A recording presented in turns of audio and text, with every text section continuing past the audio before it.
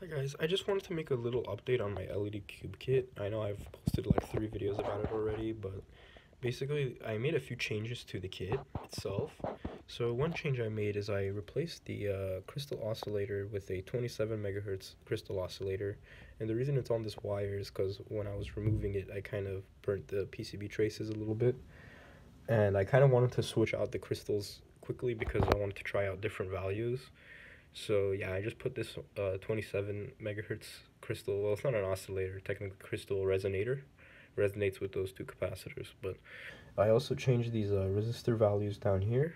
I put it had like 510 ohm resistors for each column of the cube, and I thought that was too much. So I put 22 ohm resistors in parallel with that to drop the resistance significantly. And that seemed to do the trick. And the reason that that's okay, first of all, is because these is multiplexed, so the LEDs aren't on for a very long time, and also because there's so many LEDs on each column that it definitely won't cause damage if you use a lower resistance value. And 510 ohms is kind of a stretch in my opinion.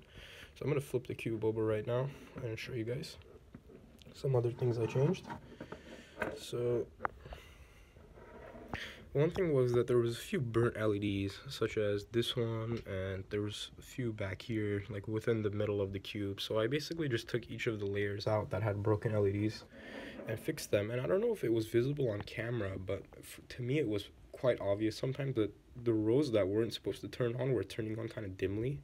And it's something called ghosting, and the reason the ghosting was happening was because I think those broken LEDs maybe were causing a weird reverse breakdown voltage of some sort.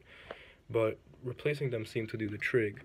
So I'll plug it in right now, and I'll turn off my light strip, and we could watch it.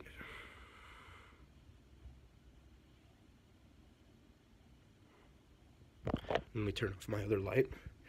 So for example, on this pattern, like let's say that just that one turned on, like multiple layers would turn on when they weren't supposed to.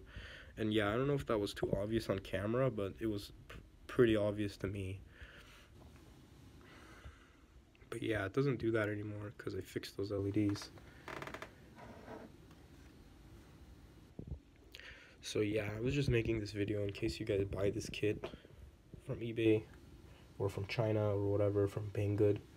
You guys know that possibly you might have to change the resistor values depending on what resistors they give you, or you might also have to change out a lot of LEDs because these kits come with some shitty LEDs. So anyways guys, thank you for watching, and I'll see you guys in the next video.